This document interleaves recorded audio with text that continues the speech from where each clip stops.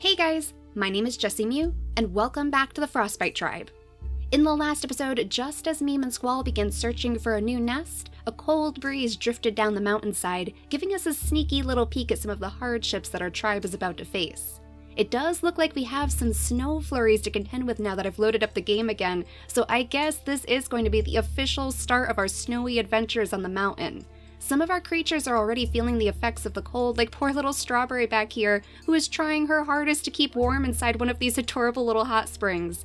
Kirvan is in a similar situation over here. He doesn't have the big body either actually, he only has the normal body, so that means he's a little bit more likely to fall victim to the cold. Meme has been lucky because her family is so big and so very close that she doesn't really have to worry about getting too cold, as long as we stay right next to all of her little babies and her mate of course too. So let's make sure that she moves right in between them, and then if we move her other son Saber right to the other side of her, they should all be nice and toasty warm all huddled together, so none of the members of this family are really going to have to worry about freezing on the mountainside. Even as the snow starts to pile up, they should be safe as long as they're together. Likewise, we may want to think about bringing Strawberry and Kirvan together so that they can still hunt during the snowy season. We'll have to bring a couple more creatures into their hunting party though, like maybe even Rascal. He's kind of sitting right on top of his throne right now, and if we scoot him off of the stump and then back on top, we should be able to see all of the area around him that he can spy from his very high throne. And look at this, we have all of these bunnies down here too, these itty bitty little bunnies, so we definitely have some snacks to catch, but unfortunately all of our hunters are out of energy. It looks like we even have a Dodongo way back here kind of stealing one of our nests. We picked up all of our regular nests and our Dodongo friend was very upset with us, so it's nice to know that they found at least somewhere to settle down.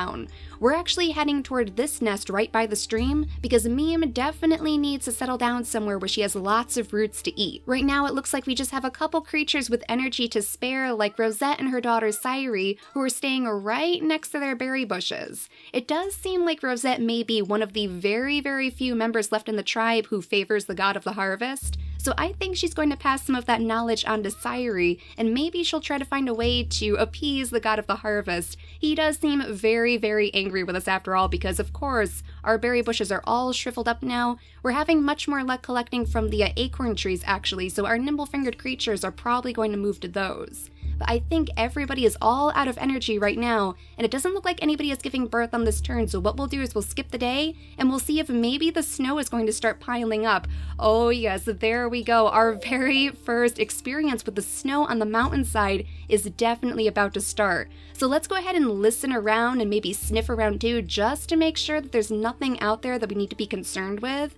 So far so good, it doesn't look like anything has really spawned within the area that we have to worry about. We just have all of these little bunnies back here who I am sure are probably eyeing up all of our berry bushes. Now Tundra brought Dandelion over here to set up by one of these trees, but it seems like she really does enjoy his company more than she was expecting. So I think now that they have found this little healing fruit right next to this tree too, they might think that this is a good time for them to start their own family.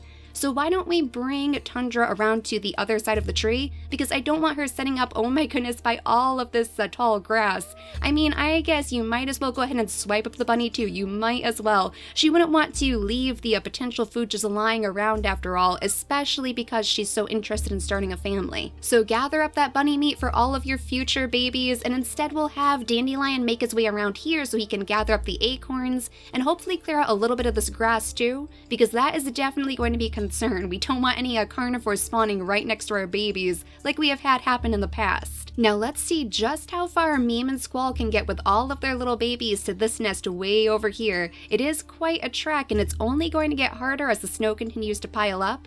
And it looks like poor little Dyer is actually cold. He lost a point of energy because he's so cold, so even with his big body, because he doesn't have the normal tail, he is having a little bit of trouble keeping warm. I guess we're going to have to move these creatures around a little bit more, like Saber could go way up here to give his brother some room to move. But unfortunately with that one turn, that means that he is going to have quite a bit of trouble getting up to where the rest of his family is headed, so I guess we're going to have to wait a little bit more than we were expecting.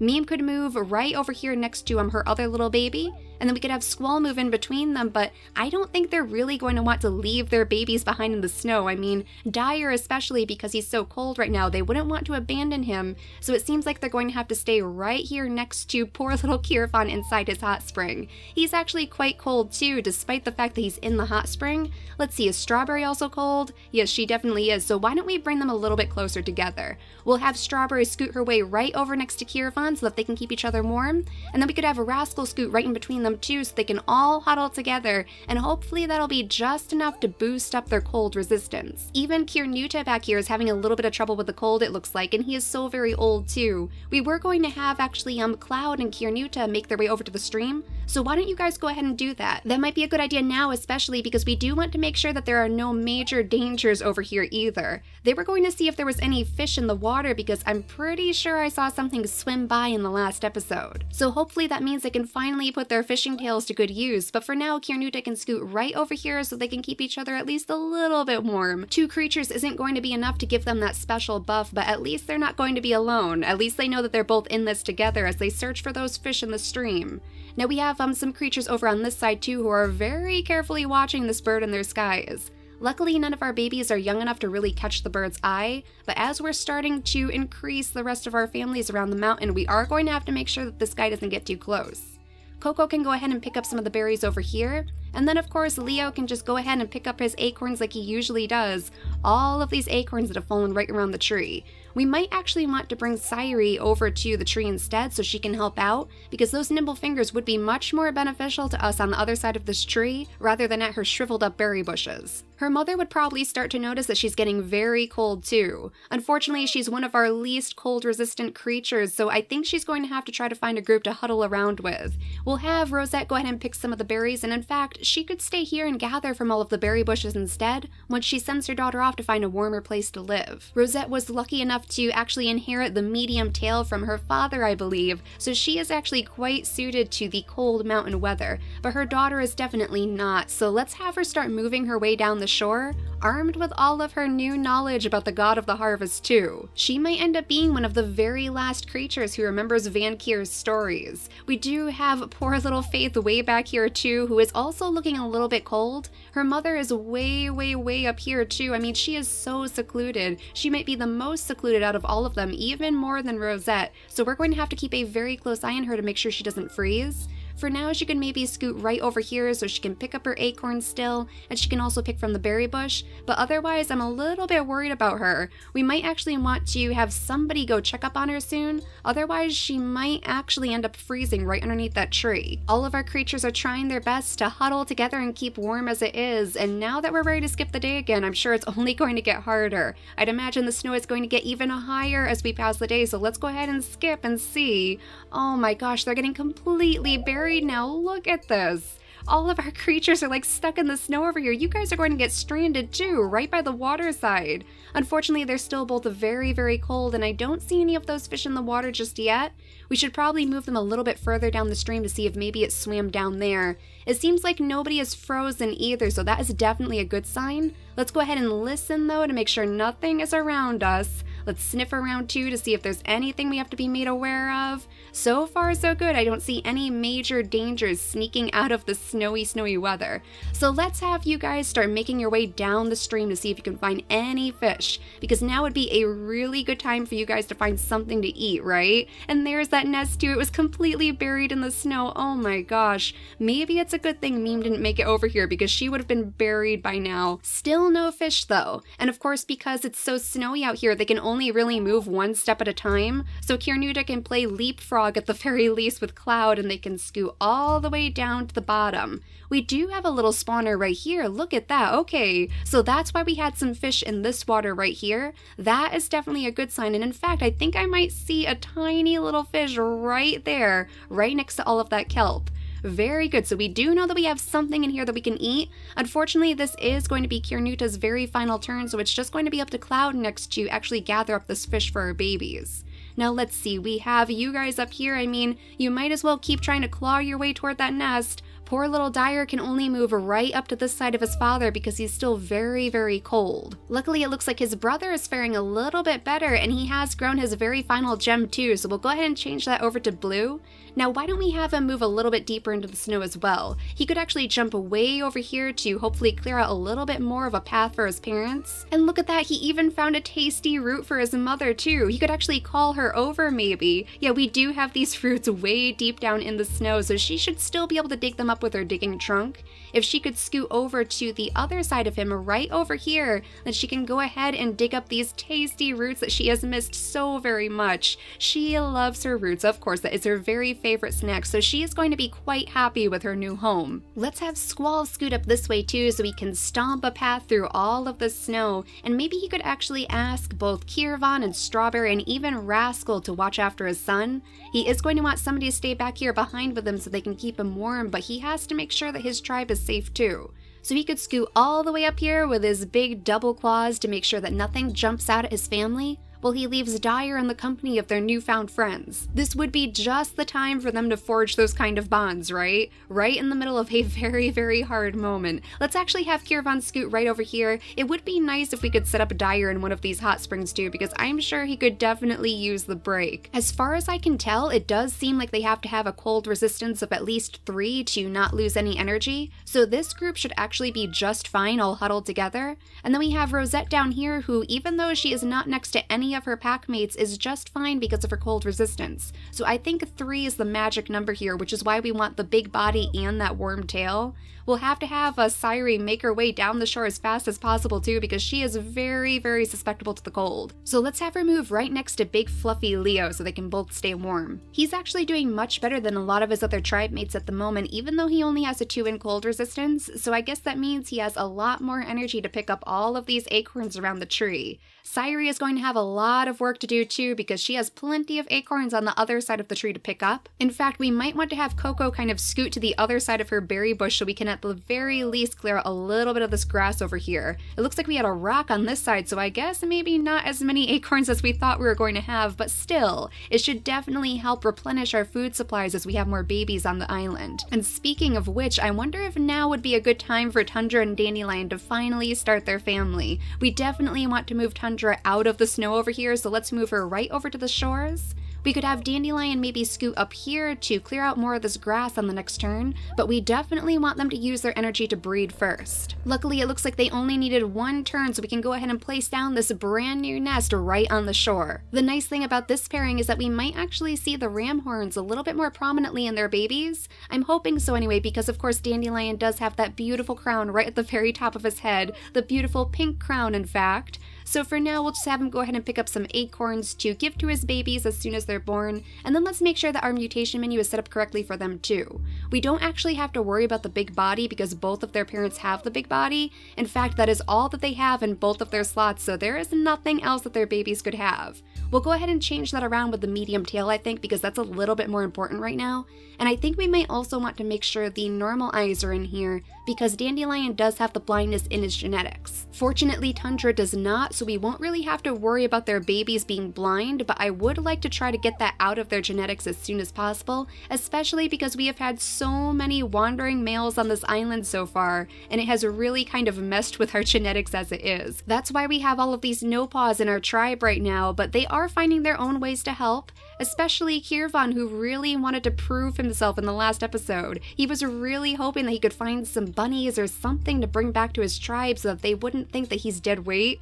But for now, he's going to have to just settle with keeping his leader's son very, very toasty warm. And I mean, Squall is really going to appreciate that. He's going to be really happy to know that his son is in safe company. And look at that, it's the perfect opportunity for Meme to actually teach Saber how to dig up some roots too. It looks like we had yet another tasty root way down deep in the snow. They are very, very hard to spot when they're buried in all of that snow, but at least we know we can still find them even in the middle of a blizzard. So Saber, why don't you use your big digging paw to grab up that root for us? Unfortunately, because he only has a 1 in digging, it's not going to be as beneficial as his mother's digging trunk, but it's still something and he still finds them very, very tasty. Now at this point, all we should really have left to do is make sure that Faith is still okay way back here. Oh my goodness, poor little Faith. I am really worried that she is actually going to freeze herself if we're not careful. She only has those 2 turns to use, but at least she managed to gather a little bit of food. Yeah, let's go ahead and skip the day and make sure that she doesn't freeze all the way out here by herself. Hopefully she's going to be okay. Oh my goodness, yeah, a lot of our creatures are frozen now. Though the good news is it seems like the blizzard actually stopped, so I guess there is a bit of a silver lining. The snow is slowly going to melt, but we're going to have to figure out who is frozen right now. We have Faith over here who somebody needs to come over and lick to warm up, otherwise she's going to take damage every single day. And I think also we have Sairi, yes, Sairi way over here who is frozen too. But thankfully Leo is right next to her because she did get here just in time, so we'll go ahead and have Leo warm her up until she has all of her energy back. Good as new, and now she can actually make her way right over to the other side of the tree, or Leo can instead. Okay, I guess that's fine. He's a little bit more interested in picking up all of these acorns on the other side. We'll have Sairi come over here then, right along the shore where all of these leeches are and all of these crabbits. It might be a little bit more easier for her to stay here anyway, since she does kind of blend in with the sand. She doesn't have the panda patterns that he has, so maybe she'll be able to steer clear of any potential dangers.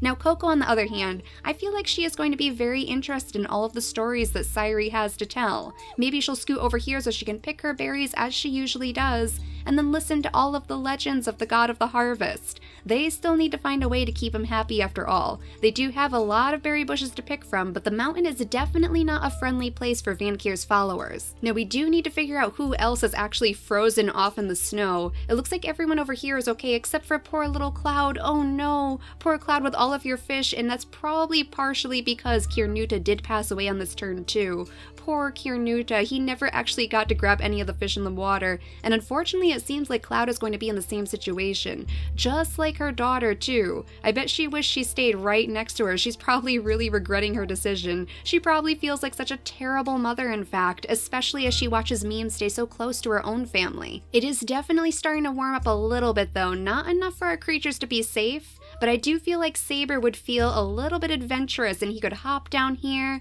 go right next to Cloud, and offer to keep her warm. Let's make sure that I don't accidentally stick him in the stream though, because that is certainly not going to help the situation. There we go, and then you can actually grab some of the fish right in the stream too. So we finally managed to gather up some of those fish for our tribe to eat, something different. I don't think they've ever actually tasted fish on the mountainside before, so they're going to be very, very pleased. Now we have this brand new baby to take a look at too. Oh my goodness, he has the same snout as his father. He looks very, very similar to him, in fact, and he has the claw and the nimble fingers. So our balanced sisters from the Fernleaf Islands, Seafoam and Quicksand, may actually be smiling down on this family right now, which is very, very good to see. I was hoping to name their babies after mountain flowers actually, because I think it would be absolutely adorable if Dandelion had a little brood of mountain flowers to spoil. So let's name his very first son Aster, and then he should be able to help him gather up all of these acorns and all of the shells too. They are definitely going to have plenty of food over here to eat for themselves. We could probably have them set up another nest actually if we move Tundra right over here. She could go ahead and breed with him again and then plop a nest right next to her old one. We do have to make sure the bird in our skies is not too close. It is still right over here hovering over these poor creatures. It is always you, little Coco. For some reason, this bird is really taking a liking to you. I always thought that it was after Rascal, poor little Rascal, who is very, very far away from his mother now. You were actually trying to find her food actually, but you have gotten so far away that I think that is completely out of your mind. Now you're just more interested in finding bunnies with all of your hunting friends. Now that the snow has ended, it might actually be a little bit easier for them to do just that. Let's sniff around and see if they can find anything. Yeah, looks like they're going to have to travel a little bit to actually find some more bunnies. So in the next episode, hopefully the snow is going to melt a little bit more, but they can charge off into the mountains and hopefully they can find some brand new food to bring back home. They do look like a bit of an unlikely group, don't they? Very ragtag with all different genetics, spiky bodies and no paws and big poison fangs. So at the very least, it is going to offer a unique experience as we try to not only keep them warm, but find something useful for them to bring back to their tribe. But for now, thank you all so much for watching, and I'll see you all next time. Bye guys!